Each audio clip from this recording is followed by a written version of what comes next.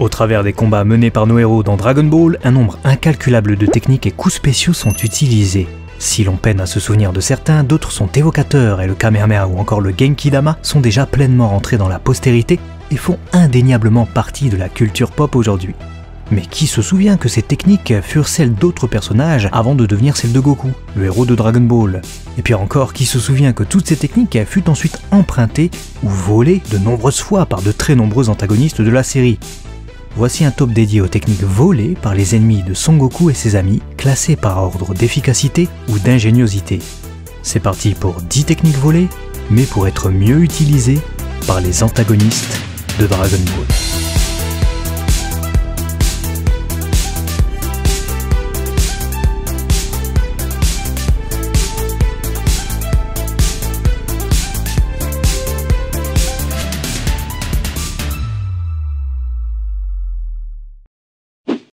Avant de commencer ce nouveau DB Top, on voulait vous remercier pour l'accueil que vous avez réservé à notre nouveau format Battle Record, les combats de Dragon Ball.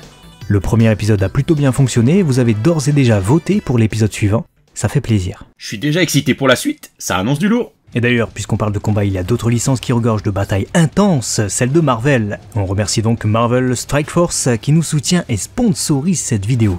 Marvel quoi. Ouais, c'est énorme comme licence. Bon Max, vu que je vois que t'es excité par le jeu, est-ce que tu peux nous le présenter? Yes, avec plaisir. Eh bien, Marvel Strike Force est un RPG en équipe sur mobile qui vous permet de combattre avec votre équipe préférée de super-héros et de super-vilains dans une lutte pour sauver l'univers contre des menaces telles que le Docteur Doom et Apocalypse. Votre objectif est de renforcer vos personnages préférés pour accomplir des missions, débloquer des équipements et d'autres ressources, et vaincre d'autres joueurs dans des modes PvP tels que la guerre d'Alliance et l'arène. Ah ouais, donc ça se base vraiment sur l'univers Marvel. Mais t'y retrouves vraiment tous les persos cultes? Bien sûr, t'as des héros et des méchants venant de tout le multivers, y compris Iron Man, Wolverine, Venom et bien d'autres. Par exemple, en débutant le jeu, tu peux débloquer jusqu'à 17 personnages au total les 30 premiers jours, avec notamment Spider-Man, Deadpool, Thor, Captain America et bien d'autres. De nouveaux persos sont constamment publiés et ce mois-ci, soyez à l'affût de l'équipe tant attendue des mercenaires pour de l'argent. Cette équipe comprend des personnages emblématiques tels que Deadpool, Pandapool et le tout nouveau personnage légendaire, Old Man Logan. Et sans oublier les personnages et costumes tirés de films Marvel, de séries télé, de bandes dessinées et encore plus. Ou bien même Ultimus, un vilain encore plus puissant que Thanos à découvrir dans ce jeu. Ouh. Donc le choix des combattants est crucial dans ce jeu. Associer des héros et des vilains spécifiques en équipe pour créer des synergies et éliminer les ennemis, utiliser des tactiques de combat RPG lors des batailles en 5 contre 5 et plus, différents modes vous attendent. En plus des campagnes, du Blitz et de l'arène, il y a aussi la guerre d'Alliance, une immense bataille hebdomadaire avec des alliances, des raids et le Crucible Cosmic où vous affrontez d'autres joueurs dans un tournoi. Et le clou du spectacle, c'est qu'en plus d'en apprendre plus sur la licence Marvel, les graphismes sont superbes. Les lieux, les personnages, le genre lui-même, c'est immersif et captivant. Ah bah ça donne envie de jouer ça, vous savez ce qu'il vous reste à faire? Cliquez dans le lien qui est dans la description ou en Topcom, ou scannez ce QR code qui apparaît à l'écran pour télécharger le jeu gratuitement. Utilisez le code Logan et vous recevrez 100 Wolverine Charge, je sais pas c'est quoi, 500 Power Core, cœur de pouvoir et 5 Orbes Premium. Et ce n'est pas tout, vous pourrez aussi débloquer Wolverine et le costume X-Men 97 de celui-ci, inspiré des missions X-Men 97 de Marvel Studios, c'est fantastique. De quoi donc bien démarrer l'aventure. Bon games à toutes et tous. Merci à Marvel Strike Force et que la vidéo commence. Le Zanzoken de Piccolo. Celle-ci, peu de personnes s'en souviennent. C'est une technique qui consiste à se déplacer si rapidement qu'on laisse une image rémanente. Elle est utilisée par Piccolo, alias Ma Junior, durant le 23e Tenkaichi Budokai pour surprendre son adversaire Kulilin durant le quart de finale qui l'oppose à celui-ci. Alors que le jeune bonze semble prendre l'avantage avec un Kamehameha surpuissant exécuté tout en se retournant en plein ciel, son adversaire le surprend en apparaissant soudainement par derrière et le frappe violemment à la tête, provoquant sa chute et son abandon dans la foulée. C'est bel et bien le Zanzoken que Piccolo exécute à cet instant-là. Une technique que l'on connaît bien, puisqu'on la découvre pour la première fois lors du 21e Tenkaichi Budokai lorsque Jackie Chun, donc Muten Roshi, l'exécute déjà contre Kulilin.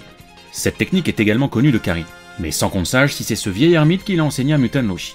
Le guidebook Dragon Ball Chosenshu 4, ou la Super Encyclopédie, précise que Piccolo a peut-être développé son Zanzoken durant ses 3 années d'entraînement en vue de vaincre Son Goku, après que son géniteur l'ait déjà affronté donc. À moins que c'était déjà une technique qui était déjà capable de réaliser l'expert en arts martiaux, monté au sanctuaire de Dieu 295 ans auparavant, avant de se séparer en deux. Auquel cas, il nous mettrait hors sujet. Mais ça reste théorique, et c'est que la 10e place, donc ça va. Le Kamehameha de Majin Buu. Parmi les principaux ennemis de la série, Majin Buu est l'un de ceux qui possèdent les plus grandes capacités d'assimilation. Alors on parle pas seulement de sa technique d'absorption là, mais aussi et surtout de sa capacité à imiter ou à reproduire des techniques qu'il n'a vues qu'une fois. Il le fait avec la fameuse technique de Vegeta, que ce dernier n'a jamais exécutée contre lui, mais aussi et surtout avec le Kamehameha, après avoir vu Goku l'utiliser contre lui sous sa forme de Super Saiyan 3. La version de ce gros Majin Buu est si dévastatrice qu'elle détruit au moins 1/10 de la Terre d'après Babidi. Si Goku ne l'avait pas renvoyé, il aurait probablement dégusté. Par la suite, on voit également que les autres formes de Buu sont aussi capables d'utiliser le Kamehameha. C'est le cas de Majin Buu purement maléfique dans la série animée, la version négative du Majin Buu bon, relâché après une colère déclenchée par des hommes mal intentionnés qui ont attenté à la vie de Satan et de son chien, B.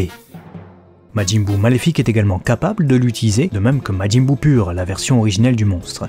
Et dans tous les cas, il s'agit d'une version extrêmement puissante et redoutable de cette technique plus trop secrète, développée par Kame Sennin. Le déplacement instantané te scelle. Celui-ci n'est pas mortel, mais clairement il permet d'échapper à la mort. Cell le découvre lorsque Goku y a recours durant leur combat en plein Cell Game. Notre héros échappe ainsi au Kamehameha gigantesque de Cell qui, s'il avait heurté la Terre, aurait pu provoquer sa destruction. Le Saiyan élevé sur Terre incite Cell à viser haut, puis disparaît pour mieux réapparaître derrière lui avec sa téléportation enseignée par les Yardrat.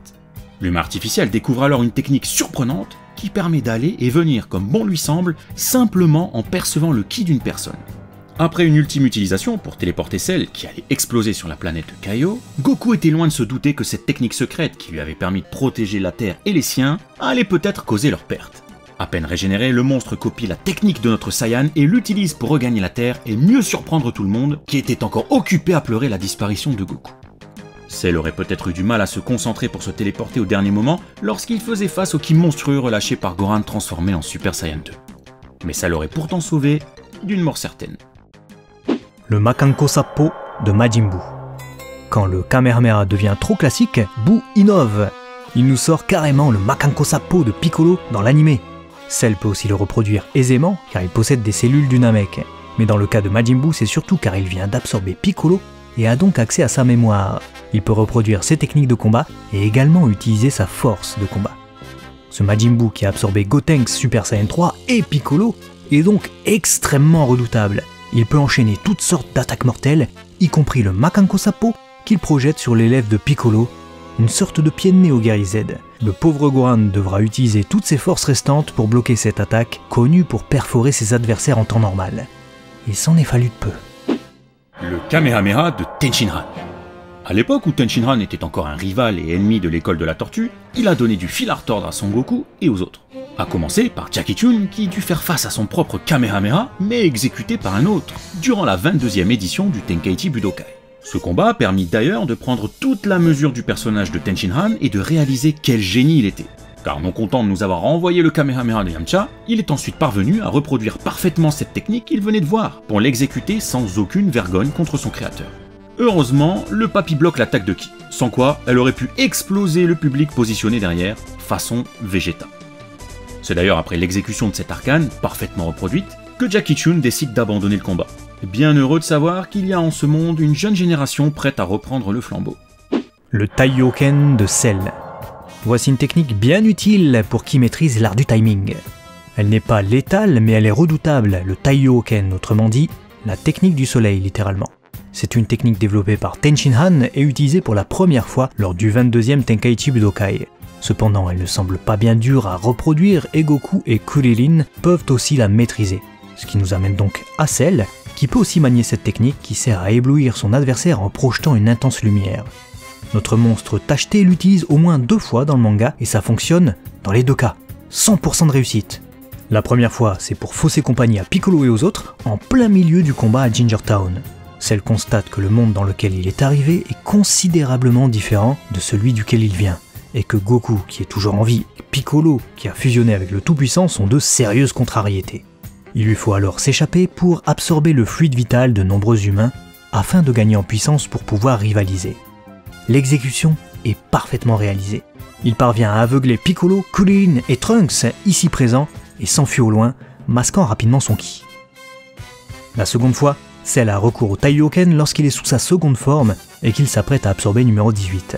Il exécute la technique du soleil pour se faufiler sans être gêné par Trunks, Krillin et numéro 16 et parvient à ses fins. Le Taioken que reproduit la bête est diablement efficace et mérite donc amplement sa 5e place dans le classement. Galactica Donuts plus Kamehameha. C'est Majin Buu qui vient d'absorber Gotenks et Piccolo qui nous gratifie de ça, lors de son combat contre Ultimate Goran. Un combat qu'on a vu récemment sur la chaîne dans le format dédié au combat justement. Maintenant qu'il a enfin surpassé Goran, bien aidé par son absorption de Gotenks Super Saiyan 3, Majin Buu s'amuse à utiliser toutes sortes de techniques pour tourmenter son adversaire. Il combine ainsi, habilement, le Galactica Donuts de Gotenks avec le Kamehameha qu'il connaît déjà, depuis que son alter ego l'a copié à Goku, et s'apprête à enchaîner Goran. Enfermé par les beignets galactiques qui se resserrent autour de lui, le fils aîné de Goku peine à sortir de ce piège qui paraissait parfait. Et c'était sans compter sur son énorme potentiel qui lui permet d'exploser l'étreinte de Ki in extremis. Il esquive ainsi le Kamehameha relâché tel une rafale. Ouh, il fait suer ce bout. On arrive dans le top 3, c'est le moment de vous abonner si ce n'est pas déjà fait. Et de partager la vidéo pour nous aider à être un peu plus recommandés sur YouTube. Il y a des tonnes de vidéos intéressantes sur la chaîne, n'hésitez pas à les partager sur vos réseaux et à vos amis. On vous laissera y jeter un œil juste après. Pour l'heure, on continue. Le Kikora avec les doigts de sel. Cette fois, c'est bien létal. Il s'agit de toute façon d'une technique de Frieza. Celle-là même qui a permis de tuer Vegeta sur la planète Namek. Cette technique, ensuite reproduite par Cell, qui possède les cellules du tyran, ne pouvait donc qu'être mortelle. C'est Trunks du futur qui en fait les frais, lors du retour sur Terre de notre monstre vert qui vient d'acquérir une forme encore plus parfaite. Transpercé par un rayon de ki lancé à toute vitesse par l'index de Cell, Trunks décède presque immédiatement, en tout cas dans le manga. Dans l'anime, il agonise tout de même pas mal, ce qui renforce encore l'effroi de Vegeta qui va alors se ruer sur le Bionoïde pour tenter une attaque vengeresse. Spoiler alerte, ça marche pas. Le Kenzan de Vegeta. Ce n'est pas une technique qui fut mortelle et pourtant, c'en est pourtant bien une. Vous allez comprendre. Le Kenzan, ou disque tranchant de Ki, est une technique qui apparaît pour la première fois dans l'arc Saiyan. C'est Kulilin qui l'utilise contre Nappa et le surprend d'ailleurs. Il était à 2 doigts de finir décapité le gros ballot. Car oui, c'est une technique de Ki dangereuse qui tranche tout ce qu'elle touche. L'utilisateur crée un disque d'énergie qui tourne sur lui-même et devient ainsi aussi tranchant que l'habileté de l'utilisateur le permet. Vegeta, qui a pu observer cette technique à cet instant, a sûrement été bien inspiré quand il a fallu s'en sortir face à Son Gohan, transformé en Saint géant, prêt à l'aplatir. À bout de force, le prince des Saiyans réunit alors le peu de Ki qui lui reste pour former ce disque circulaire, semblable à un Kenzan, et le balance contre la queue de l'Ozaru, qui se coupe net, bien heureusement pour lui. Encore qu'il n'échappe pas à l'écrasement puisque le petit lui retombe dessus. Après ça, l'envahisseur Saiyan est HS et doit battre en retraite. Mention. Avant de voir la première place du classement, on va s'attarder sur une mention. Et pour le coup, c'est une technique évoquée dans l'œuvre originale mais qui n'apparaît que dans les jeux vidéo et a commencé par la série des Budokai. Je parle bien sûr du Genki Dama de Cell. Au moment où Kulilin s'étonne d'entendre que Cell a utilisé le Kamehameha, celui-ci lui rétorque que s'il le voulait, il pourrait même probablement utiliser le Genki Dama.